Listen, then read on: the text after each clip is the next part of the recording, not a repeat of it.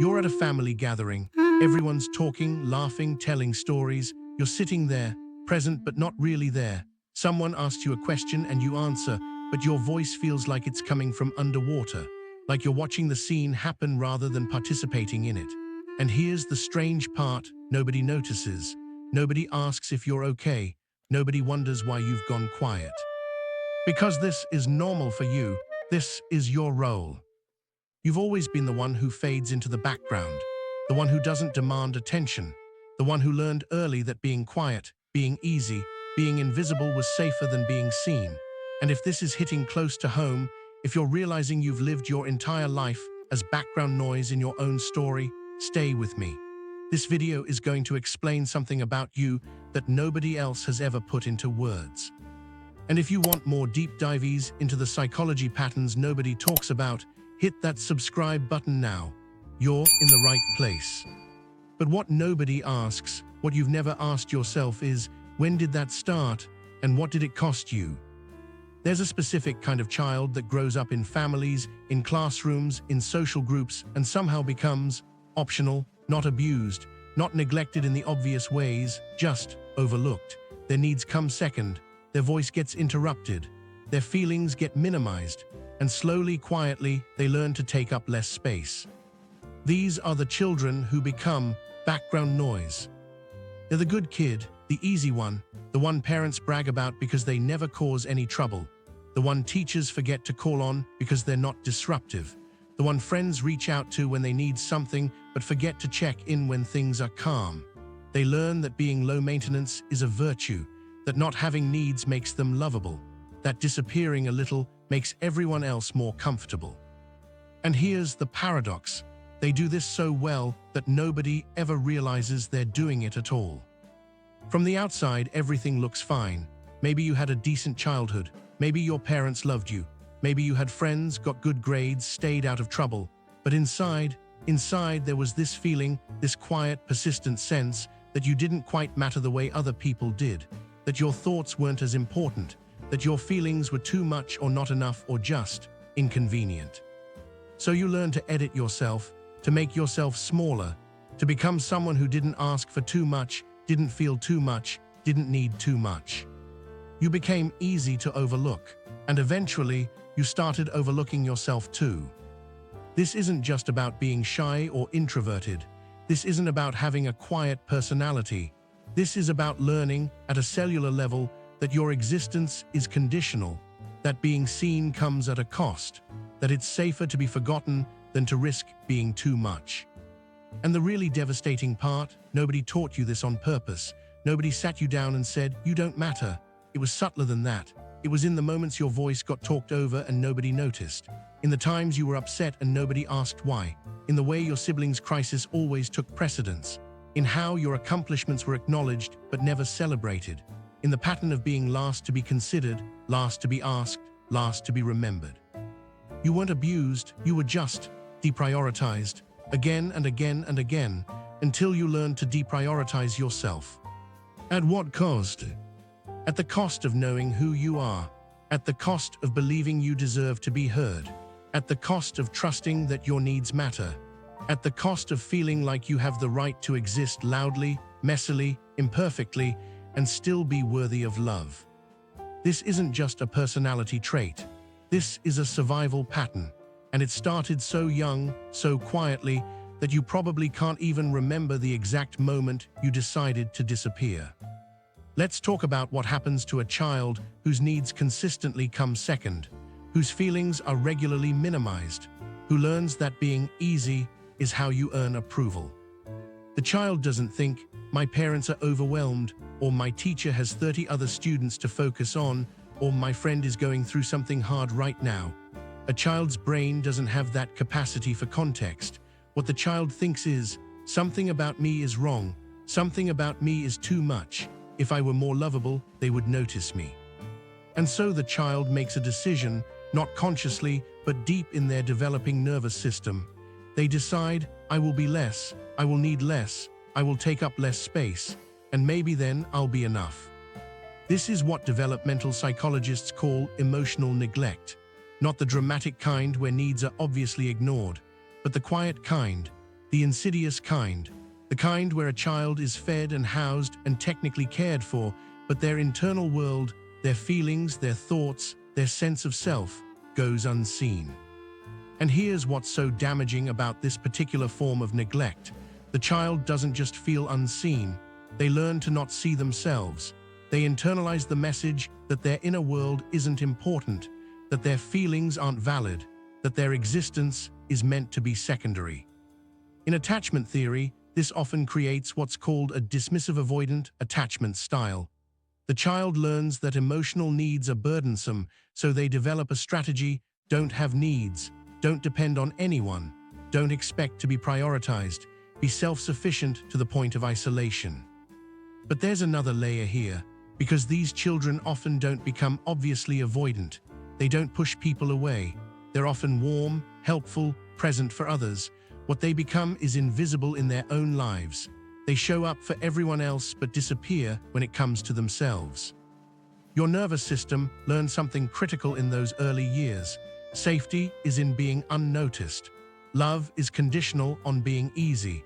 Belonging requires making yourself small. And your brain, brilliant and adaptive as it is, wired this in deep. It created neural pathways that automatically suppress your needs, minimize your feelings, and prioritize everyone else. Not because you're selfless, not because you're humble, but because at some point, this was how you survived.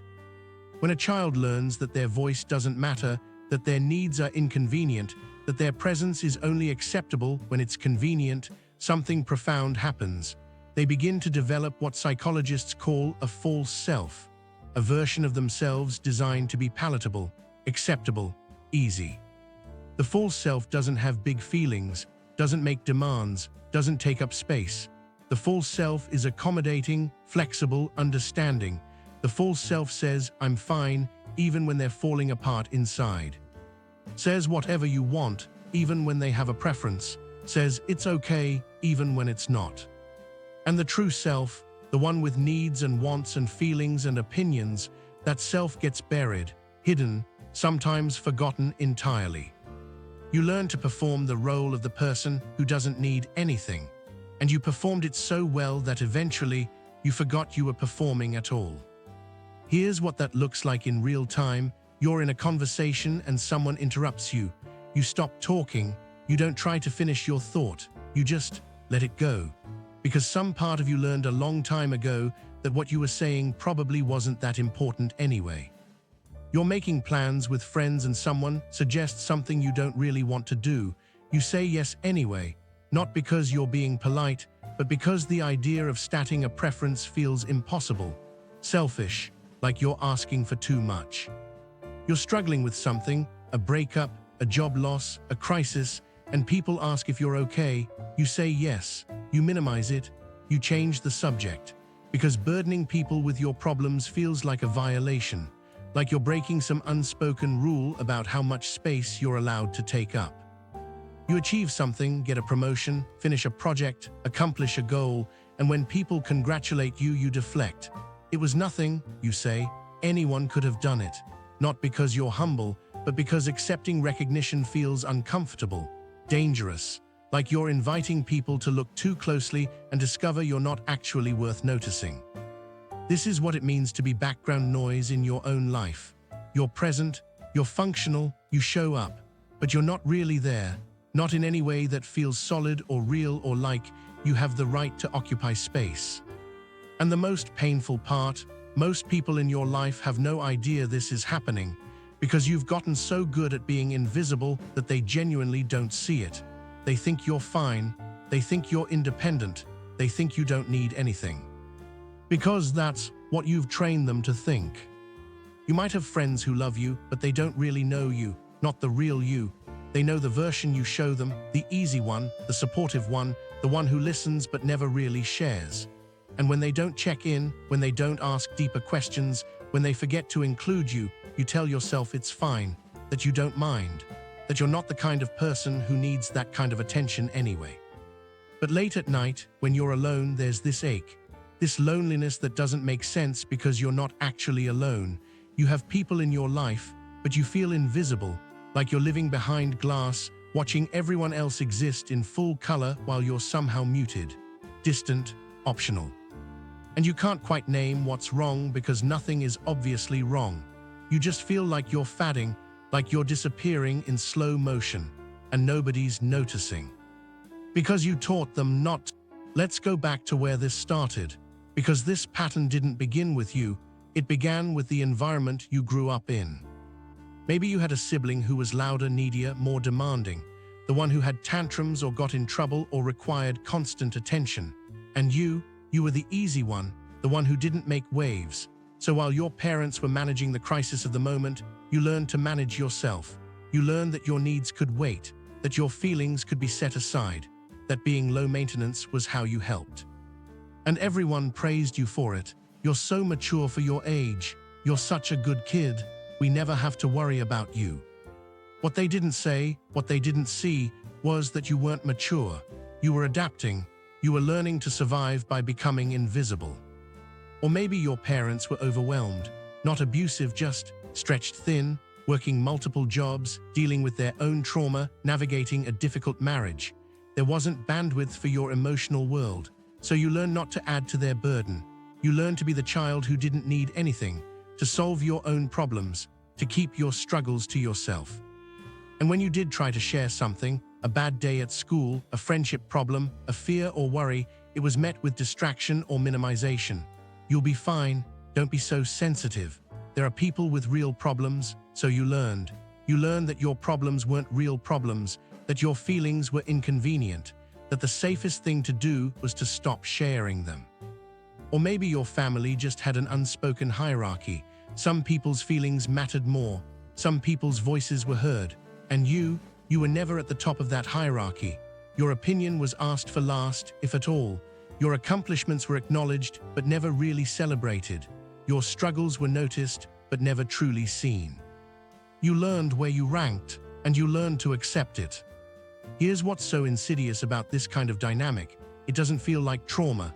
There's no dramatic event to point to, no clear villain, no obvious abuse. It's just death by 1,000 paper cuts. 1,000 small moments where you were overlooked, interrupted, deprioritized, forgotten, and each one on its own seems insignificant. But together they teach you something fundamental about your worth. They teach you that you're secondary, that you're optional, that you don't matter as much as other people do. And the child brain, desperate for belonging, for love, for safety, makes the only logical choice available. I'll become what they need me to be. I'll be easy. I'll be quiet. I'll be background noise. And maybe then they'll keep me. This is survival. This is adaptation. This is a child doing the best they can with the information they have. And it works. Being invisible keeps you safe, keeps you connected, keeps you from being rejected or abandoned or told you're too much. But it also costs you yourself. In attachment theory, this creates what's known as emotional self-sufficiency. You learn early that you can't rely on others to meet your emotional needs, so you stop having them, or at least you stop showing them. You become hyper-independent, self-reliant to a fault, the person everyone can count on but who never seems to need anything in return. And here's the thing about the nervous system, it doesn't distinguish between physical threat and emotional threat. When your needs were consistently unmet, when your voice was consistently unheard, your nervous system registered that as danger, and it adapted. You might have developed what trauma therapists call a fawn response. Not fight, not flight, not freeze, but fawn, appeasing, people-pleasing, making yourself as non-threatening, as easy, as invisible as possible to avoid conflict or rejection. Your nervous system learned, if I'm too much, I'll be rejected. If I have needs, I'll be a burden. If I take up space, I'll be pushed out. So I'll be small, I'll be quiet, I'll be whatever they need me to be. And decades later, you're still doing it, even though the original threat is gone, even though you're an adult now with agency and choices, even though the people in your life now aren't your family of origin. The program is still running. You're still making yourself small, still silencing your voice, still disappearing into the background, because your nervous system still believes that's how you stay safe, that's how you stay loved, that's how you belong. But you're not safe, you're lonely, you're not loved, not really, not for who you actually are. And you don't belong because nobody knows the real you well enough for you to belong anywhere. You're an adult now, you've built a life. Maybe you have a job, relationships, responsibilities. From the outside, everything might look fine, normal even, but inside the pattern is still running. You're still the person who doesn't speak up in meetings even when you have ideas. You wait to see if someone else will say it first. And if they do, you think, see, I didn't need to say anything. And if they don't, you think, it probably wasn't a good idea anyway. You're still the person who gets interrupted in conversations and just stops talking. You don't fight to finish your thought. You don't say, hey, I wasn't done. You just let it go. Because some part of you believes that what you were saying wasn't important enough to protect. You're still the person who says, I'm fine, when you're not. Who cancels plans when you're struggling instead of reaching out. Who handles everything alone because asking for help feels like admitting you're weak, needy, too much. You're still the person who shows up for everyone else, listens to their problems, celebrates their wins, supports their struggles, but when it comes to your own life, you minimize it. You don't want to burden anyone. You don't want to take up too much space. You're still the person who disappears at parties, who stands at the edge of group conversations, who leaves events and realizes nobody noticed you were gone. And you tell yourself it's because you're introverted, because you don't like attention, because you prefer to observe. But that's not the whole truth, is it? The truth is, you're terrified of being seen, because being seen means being vulnerable, and being vulnerable means risking rejection. And rejection, to your nervous system, still feels like annihilation. So you stay small, you stay quiet, you stay invisible. And you tell yourself it's a choice, but it's not. It's a pattern, one you learned so young, you can't remember learning it at all. Here's what this looks like in relationships. You attract people who need you, people who have big feelings, big problems, big personalities, and you become their support system, their therapist, their rock. And it feels good, doesn't it? Being needed, being useful. Being the person someone can count on. It feels like mattering, like having value, like finally being important to someone. But here's the trap. You're not important to them as a whole person. You're important to them as a function, as someone who listens, who supports, who doesn't have needs of their own that compete with theirs. And when you do try to share something, a struggle, a need, a moment of vulnerability, what happens? They're uncomfortable. They don't know what to do with it. They change the subject or offer surface-level advice or say something that makes you feel like you shouldn't have shared at all. So you stop sharing. You go back to the role you know, the role that feels safe, the role of the person who's there for others but never needs anyone themselves. And the loneliest part, you have people in your life, you're not alone, but you feel profoundly isolated because nobody really knows you. Nobody sees the parts of you that are struggling, that are uncertain, that need something. Because you've never shown them those parts, you've never given them the chance. You might be in a romantic relationship where your partner thinks everything is great because you never complain, never make demands, never rock the boat. But inside, you're suffocating.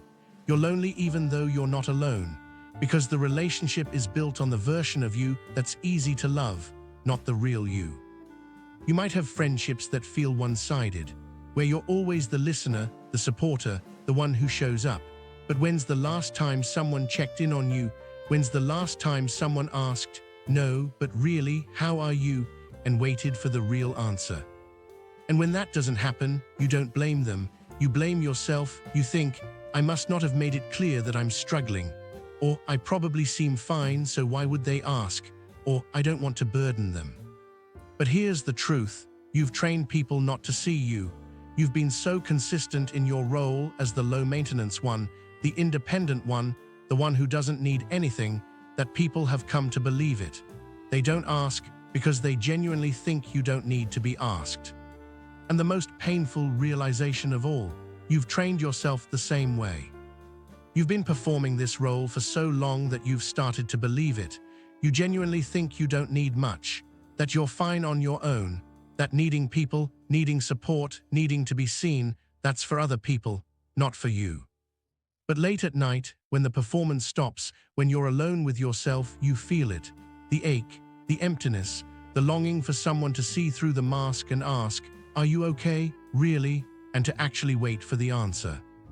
You want someone to notice when you go quiet, to push back when you say you're fine, to insist that you matter, that your voice matters, that your needs aren't a burden. But that's not happening, and you're too exhausted to ask for it, because asking feels like breaking character, like admitting that the person you've been pretending to be isn't who you actually are.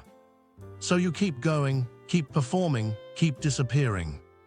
And the distance between who you are and who you show the world gets wider and wider, until you're not even sure there's a real you left underneath it all. There's a specific kind of grief that comes with this pattern. It's not the grief of losing something, it's the grief of never having had it in the first place. You grieve the childhood where your voice mattered, where your needs were prioritized, where you could be messy and loud and demanding and still be loved. You grieve the version of yourself that never learned to disappear, the one who grew up believing they had the right to take up space, to be seen, to be celebrated. You grieve the relationships you could have had if you'd let people see the real you, the intimacy that could have been built if you'd been willing to be vulnerable, the friendships that could have gone deeper if you'd ever let yourself need something.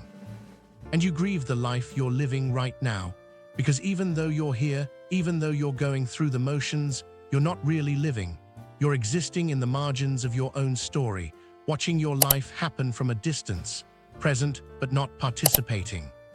And nobody sees it, because you've gotten so good at hiding it. So why would anyone do this to themselves? Why would someone choose to live as a ghost in their own life? The answer is simple and devastating, because as a child, you didn't have a choice. And now, as an adult, your nervous system still believes disappearing is how you survive. Let's talk about what happens in the brain of a child who learns they're secondary. When a child's emotional needs go consistently unmet, not dramatically, not obviously, but quietly, persistently, their brain makes an adaptation. It learns that expressing needs is dangerous, that vulnerability leads to disappointment, that the safest position is invisible. This isn't conscious. The child doesn't sit down and think, "I'm going to become background noise."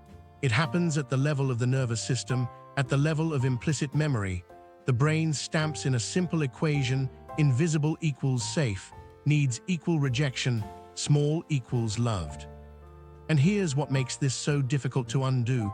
These patterns get encoded during critical developmental periods, during the years when your brain is forming its basic understanding of self, of relationships, of how the world works. So they don't feel like patterns, they feel like truth, like this is just who you are. You don't think, "I learned to be invisible." You think, "I am someone who doesn't need much." You don't recognize it as adaptation, you experience it as personality. But it's not personality, it's protection. In the field of psychology, there's a concept called developmental trauma, and most people hear that word trauma and think of the big things: abuse, violence, dramatic neglect. But developmental trauma can be quiet. It can be the accumulation of moments where a child needed to be seen and wasn't, needed to be heard and was talked over, needed to matter and was treated as optional. Dr. Gabor Mate, a physician who specializes in trauma, puts it this way: trauma is not what happens to you, it's what happens inside you as a result of what happens to you. And what happened inside you was this: you learned that your authentic self, the one with needs, with feelings, with a voice, was too much. So you created a version that was acceptable, and you buried the rest. This is what gets called the lost child in family systems theory, not the problem child, not the golden child, but the one who fades into the background, the one who doesn't cause trouble, doesn't demand attention, doesn't make waves, the one the family can forget about because they're just so easy. And the lost child learns something profound. My role is to not have needs. My value is in requiring nothing. My safety is in being forgotten. Your nervous system is still operating from that logic, still running that program. And until you understand that, until you see it clearly, you'll keep wondering why you can't just put yourself out there, or speak up more, or stop being so quiet. Because it's not about being quiet, it's about survival.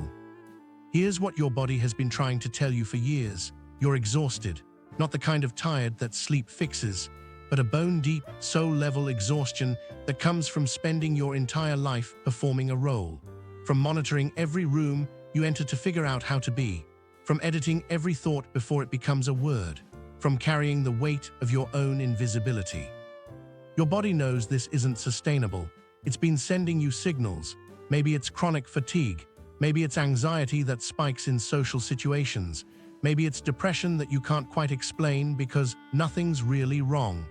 Maybe it's physical symptoms, headaches, stomach issues, tension you carry in your shoulders and jaw. These aren't random. These are your body's way of saying, this is too much. I can't keep doing this. I need you to see what's happening. But you've learned to override those signals, to push through, to keep performing. Because stopping, being honest about how hard this is, admitting you're struggling, that feels more dangerous than just keeping going. So you keep going, and your body keeps speaking, and the gap between what you show the world and what you actually feel gets wider and wider until you're not sure who you are anymore.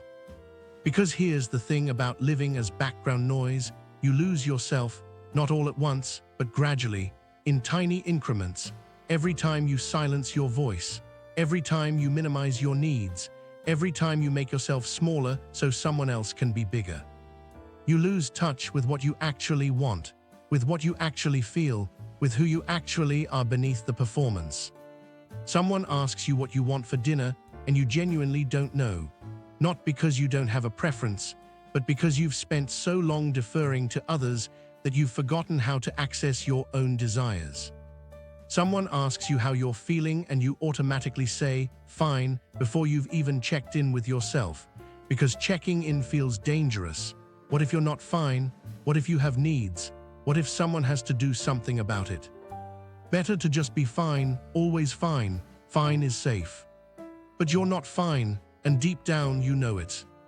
There's a version of you that exists under all of this.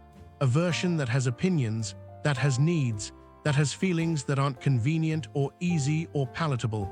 A version that's loud sometimes, that takes up space, that demands to be seen. But you buried that version so deep, you might not even remember what they're like. And the tragedy is this: the very thing that kept you safe as a child, disappearing, being easy, having no needs, is the thing that's destroying you as an adult. Because you don't need to disappear anymore. You're not that powerless child. You have agency, you have choices, you have the ability to take up space. But your nervous system doesn't know that. It's still running the old program, still believing that visibility equals danger, that needs equal rejection, that the only way to be loved is to be invisible. What saved you then is what's suffocating you now. Let's talk about what this costs you in the present, not theoretically, not abstractly, but in real, tangible ways. It costs you your voice. How many times have you had an idea in a meeting and stayed silent? How many times have you disagreed with someone and said nothing? How many times have you watched someone get credit for something you thought of first because you didn't speak up fast enough? It costs you your preferences. You've spent so long accommodating everyone else that you've lost track of what you actually want. What kind of food you like, what activities bring you joy, what kind of people energize you versus drain you. You've outsourced your preferences to others for so long that you don't have a clear sense of self anymore. It costs you authentic connection, because how can someone truly know you if you never show them who you are? How can intimacy exist when you're always performing, when you're always the supporter but never the supported, when you're always giving but never receiving? It costs you opportunities, jobs you didn't apply for because you didn't want to seem ambitious, relationships you didn't pursue because you didn't want to be too much, experiences you didn't have because you didn't want to inconvenience anyone. Your entire life has been shaped by making yourself smaller, and that means a smaller life. It costs you self-trust, because when you spend your whole life overriding your own needs, ignoring your own feelings, silencing your own voice. You stop trusting yourself. You stop believing that what you want matters. You stop thinking your internal experience is valid. And maybe the most devastating cost, it costs you, the real you, the one underneath the performance, the one with rough edges and big feelings and inconvenient needs. That version of you has been in exile for so long, you might not even know if they still exist. But they do, they're there, waiting. They've been waiting your whole life for you to come back. Here's what nobody tells you about this pattern. It doesn't just affect you, it affects everyone around you too. When you make yourself invisible, you rob people of the chance to actually love you. Not the easy version of you, not the low-maintenance version, but the real you, the messy, complex, fully human you. When you never ask for anything, you rob people of the chance to show up for you, to support you, to be there in the way you've always been there for them. You think you're being considerate by not burdening them, but actually, you're preventing reciprocity. You're preventing real relationship. When you always defer, always accommodate, always disappear, you're not making things easier for others. You're making things unbalanced. You're creating relationships where they get to be fully human and you don't, where they get to have needs and you don't, where they get to take up space and you don't. And here's the paradox. The very thing you think is keeping you connected, being easy, being low maintenance, being invisible, is actually creating distance. Because people can sense when someone isn't being real, when someone is performing, when someone is hiding. They might not consciously recognize it, they might not be able to name it, but they feel it. And so the relationships stay surface level, safe, comfortable, but never truly intimate. Because intimacy requires vulnerability, and you've learned that vulnerability is dangerous. So you stay behind the wall, you keep performing, you keep disappearing, and you wonder why you feel so alone even when you're surrounded by people. It's because nobody actually knows you, and that's not an accident. That's the pattern doing exactly what it was designed to do, keep you safe by keeping you hidden. But you're not a child anymore, and the thing that kept you safe then is the thing that's keeping you lonely now. There's a concept in therapy called repetition compulsion. It's the idea that we unconsciously recreate the dynamics of our childhood in our adult relationships, not because we want to, but because they're familiar, because our nervous system knows how to navigate them. So if you grew up being background noise, you'll unconsciously create adult relationships where you're background noise. You'll be attracted to people who don't see you fully. You'll tolerate being overlooked, interrupted, deprioritized, not because you like it, but because it feels normal. And when someone does try to see you, when someone asks deeper questions, pushes back on your "I'm fine," insists that you matter, you'll feel uncomfortable, anxious, like something's wrong, because your nervous system doesn't recognize that as safe. It recognizes it as unfamiliar, and unfamiliar feels dangerous. So you might push them away, or create distance, or sabotage the connection before it gets too deep, not consciously, but the pattern will find a way to protect itself, to keep you in the familiar role of being unseen. Because as painful as that role is, it's what you know, and your nervous system would rather stay in known pain than risk unknown territory.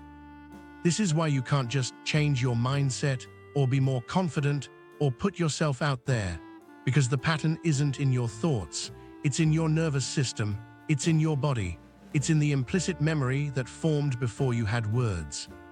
And changing it requires more than willpower. It requires understanding, compassion, and the willingness to feel the grief of what you lost. Before we talk about healing, we need to talk about what you're healing from, because you can't release what you won't acknowledge, and you can't grieve what you won't name. You lost something fundamental, something that should have been your birthright.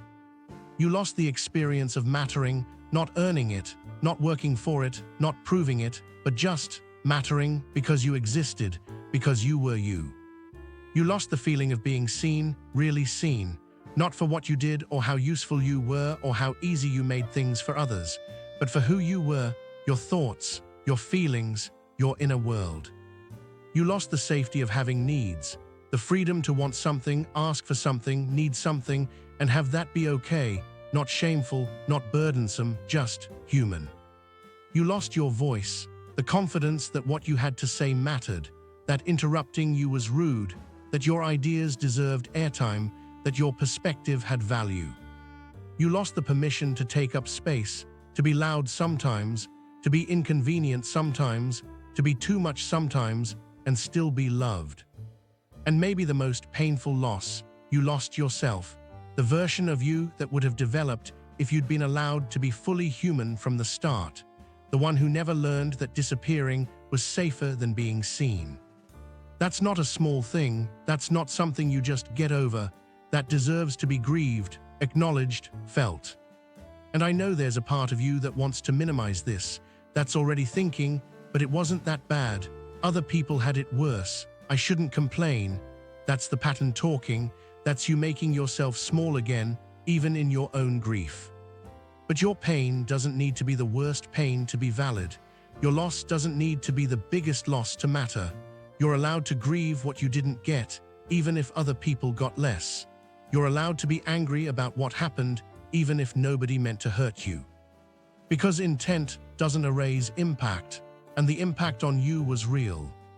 So let yourself feel it, the sadness, the anger, the sense of unfairness, the grief for the child who learned they didn't matter as much as everyone else, for the teenager who stayed quiet when they should have been loud, for the adult who's still living in the margins of their own life.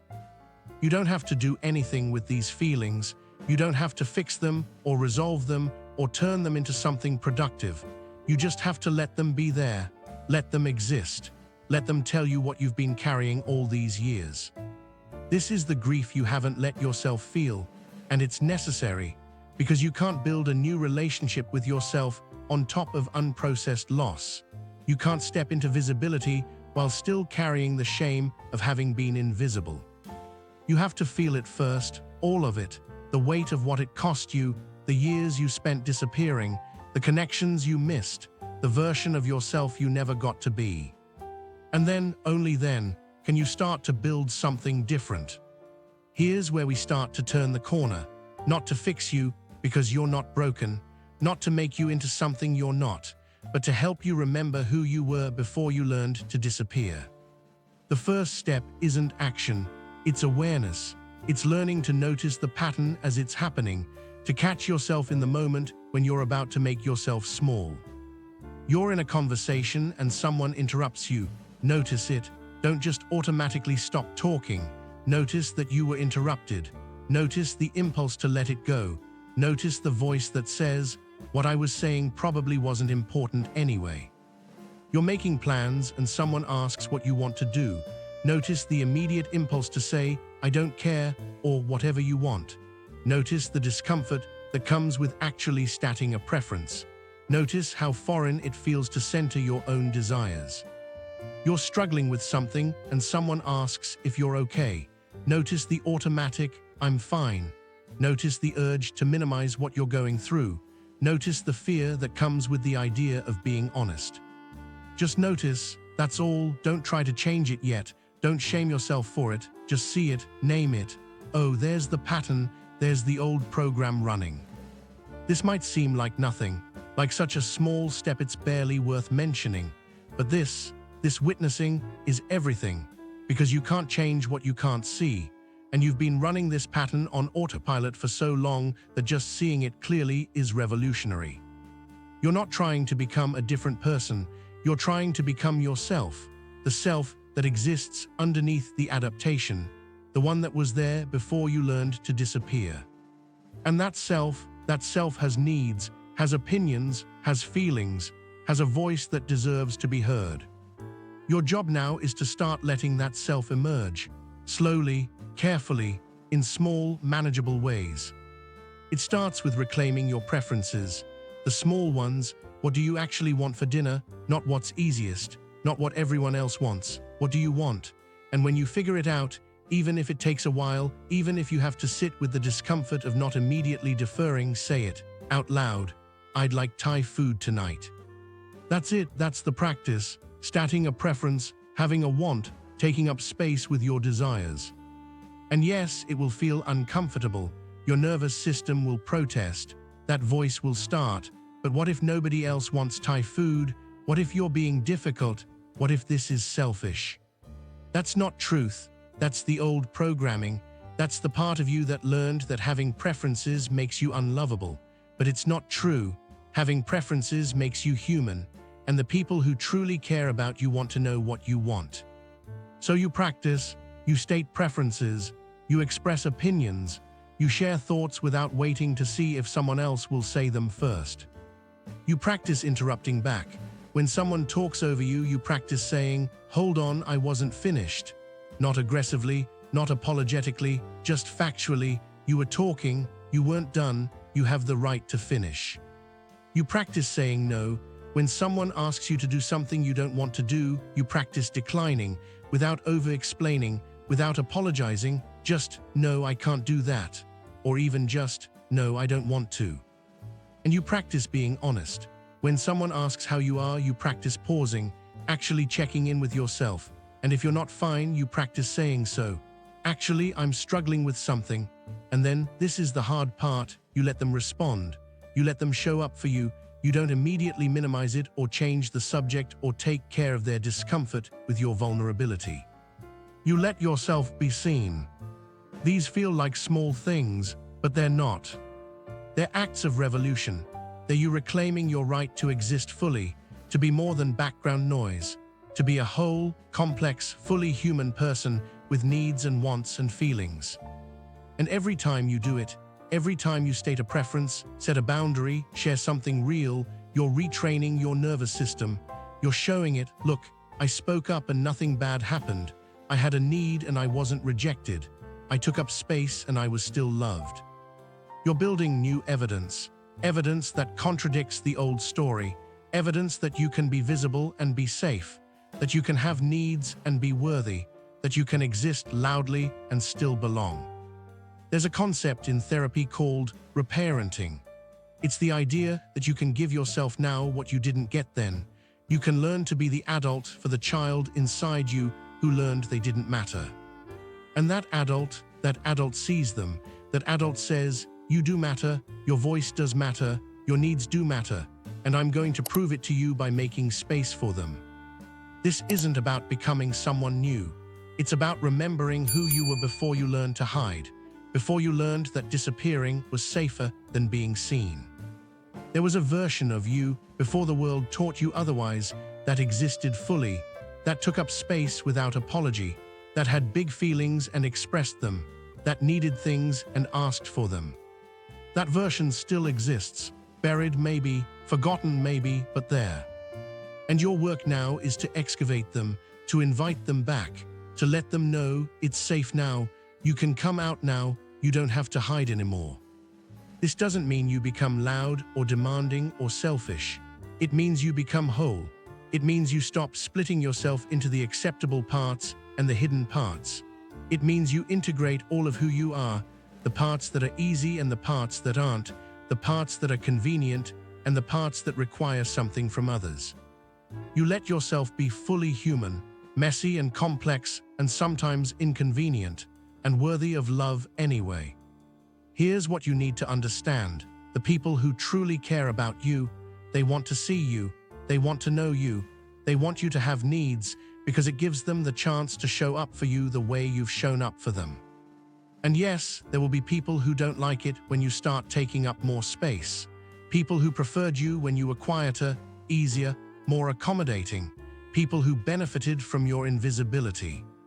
Those people will push back. They'll tell you you're changing.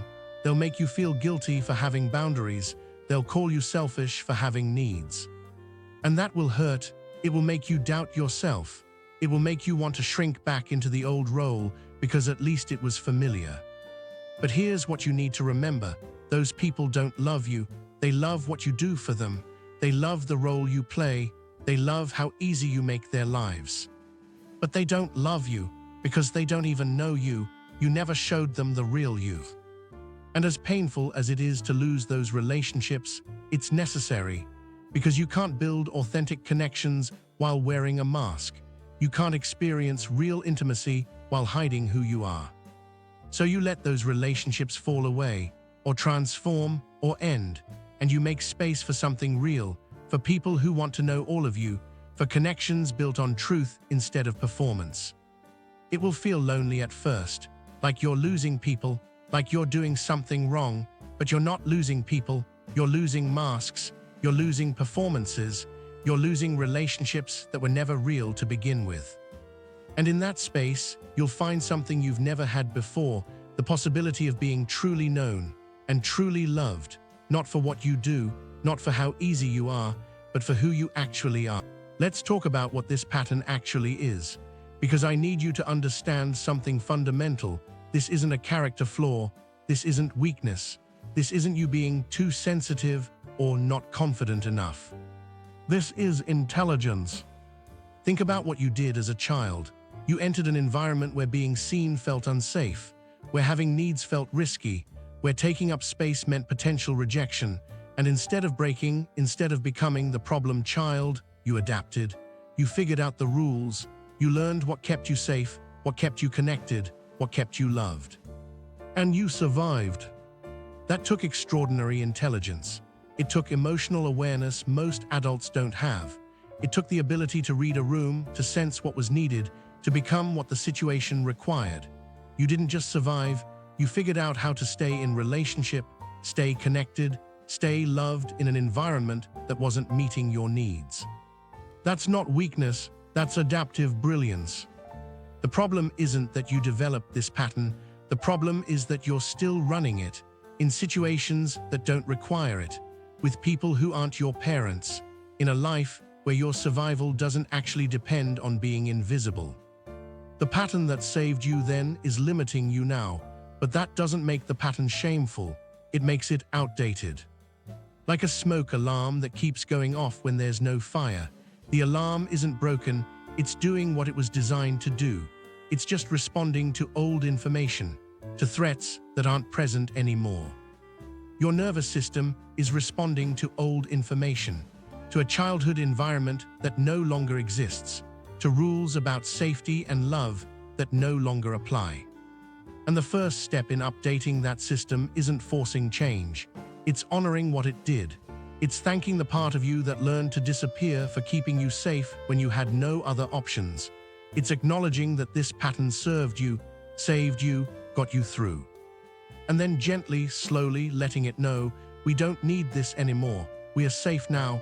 We can be seen now. We don't have to disappear to survive. This journey isn't easy. I'm not going to tell you it is.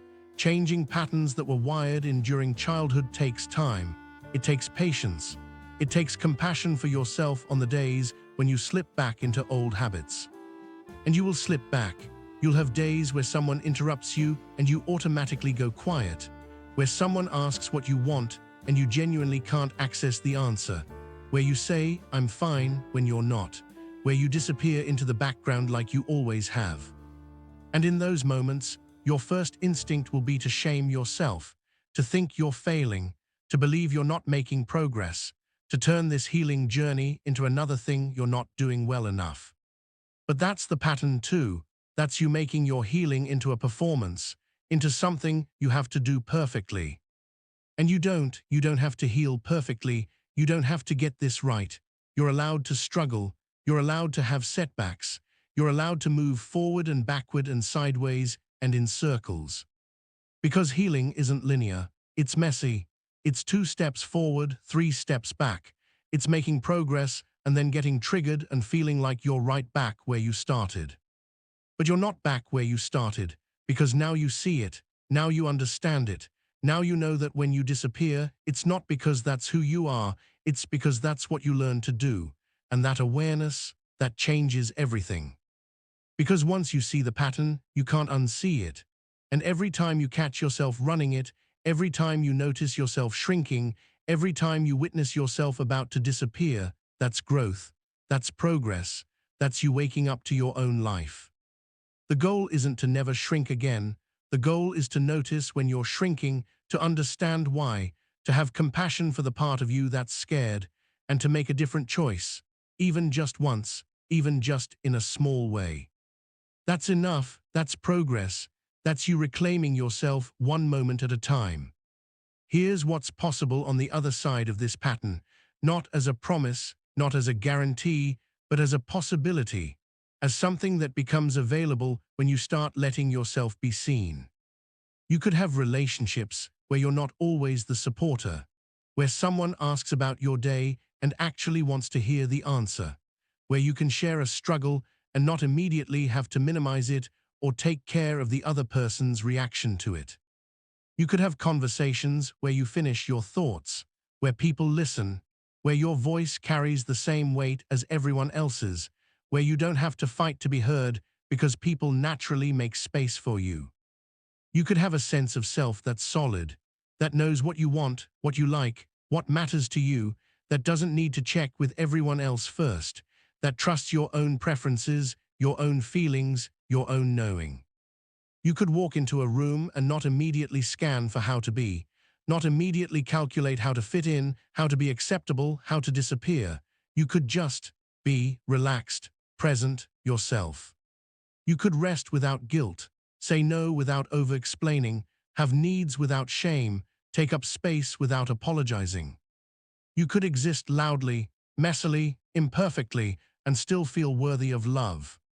Not because you've earned it, not because you've proven yourself, but because you finally understand that you were always worthy, you just forgot. This is what's available, not someday when you're healed enough, not eventually when you've done enough work, but right now, in this moment, the moment you decide to stop disappearing. The moment you decide that being seen is worth the risk. You have a choice now. Maybe for the first time in your life, you have a real choice, not the false choice between disappearing or being rejected, but a real choice between continuing to live in the margins of your own life or stepping into the center of it. You can keep running the old pattern, keep being background noise, keep making yourself small so everyone else can be comfortable. Keep performing the role of the person who doesn't need anything, who doesn't take up space, who's easy to overlook. It's familiar, it's safe in its own painful way, and nobody's going to force you to change it. Or you can stop, you can turn around, you can face the thing you've been avoiding your whole life, the vulnerability of being seen, and discover that it's not actually as terrifying as your nervous system has been telling you it is.